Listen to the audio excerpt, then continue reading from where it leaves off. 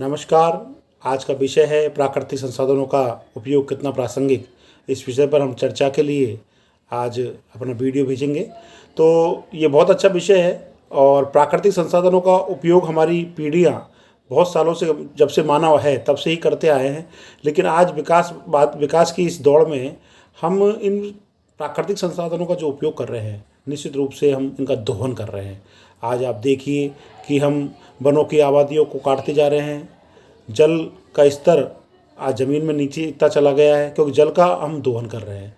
पहाड़ों को काटकर हमने खनन करके इतना वैसा कर दिया है। तो आज जो प्राकृतिक समस्याएं हैं, आप देखिए कि बाढ़ आना, इसके साथ भूकंप आना, भूस्खलन होना, सुनामी आना, क्योंकि ये जो कारण है वो एक दिन का कारण नहीं है, क्योंकि हम सालों से इन सभी चीज़ों का दोहन कर रहे हैं। और इसके कारण क्या है, प्राकृतिक संतुलन गड़बड़ा गया है। ओजोन परत में छेद हो गई है। आज देखिए कि ये जो ईंट के भट्टे हैं, ताप घर हैं, इनसे विषैले रासायनिक उर्वरक निकलते हैं, रासायनिक जहरीले गैसें निकलती हैं और उन गैसों के निकलने के कारण वातावरण में एक असंतुलन पैदा हो गया है। आप देखिए मानवता की दौड़ में आज कंक्रीट और पत्थरों के जाल चारों तरफ खड़े हो गए हैं।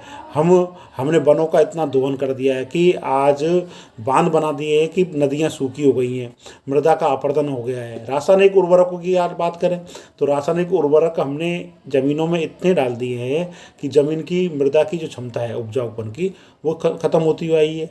तो आज हम इस विषय पर प्रासंगिक की बात कर रहे हैं, तो निश्चित रूप से मानव को अब कहीं ना कहीं रुकना होगा और इन चीज़ों का दोहन रोकना होगा। जब तक हम प्राकृतिक संतुलन नहीं बनाएंगे, जैसे कि वन अगर हम काट रहे हैं तो उसकी जगह पेड़ लगाएं।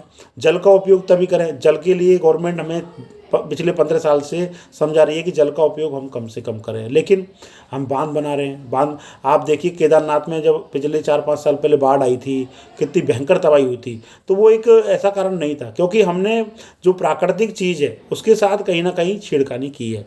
और उस छेड़खानी का जो नतीजा आ रहा है वो हमारे सामने है। सुनामी है, भूकंप है, बहुत सारी चीज़ें आ रही है। आज कोरोना महामारी है। इस कोरोना महामारी की में भी अगर हम बात करें इस परिदृश्य में, तो निश्चित रूप से वातावरण का असंतुलन भी इसके लिए कहीं ना कहीं जिम्मेदार है और हमें ये मानना होगा।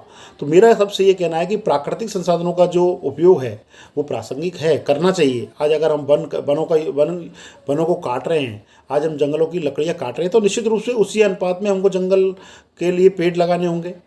आज हम जल का दोहन कर रहे हैं तो हमको जल उसी मात्रा में यूज लेना चाहिए जितना हम काम चला सकें। आज ईंट भट्टे हैं जो चल रहे हैं, जो रासायनिक उर्वरक नदियों में मिल रहे हैं, तो उनका कहीं ना कहीं हमको निचोड़ निकालना पड़ेगा। प्लास्टिक इतनी बड़ी बीमारी हो गई है जिसके साथ प्रकृति के साथ वो छिड़खानी कर रहा है। तो आप और हमको मिलकर निश्चित रूप से प्राकृतिक संसाधनों का जो दोहन हुआ है उस प्राकृतिक संतुलन को बनाना होगा। नहीं तो निश्चित रूप से आने वाले समय में वन्य जीव कम हो गए हैं, वन्य जीव नहीं है। कई प्रजातियां ऐसी हैं पशु पक्षियों की जो नष्ट हो गई है। आज गिद्ध चील नहीं दिखाई देते हैं क्योंकि कहीं उनकी अनुकूल परिस्थितियां खत्म हो गई है। तो निश्चित रूप से अगर उनकी अनुकूल परिस्थितियां खत्म हो गई तो वो खत्म हो गए।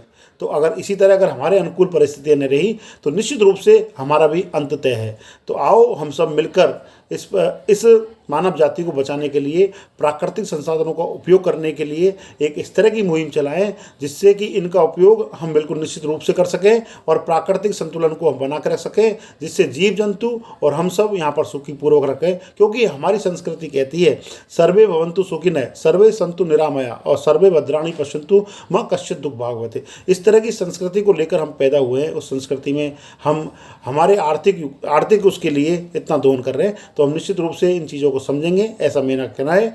धन्यवाद, धन्यवाद, धन्यवाद।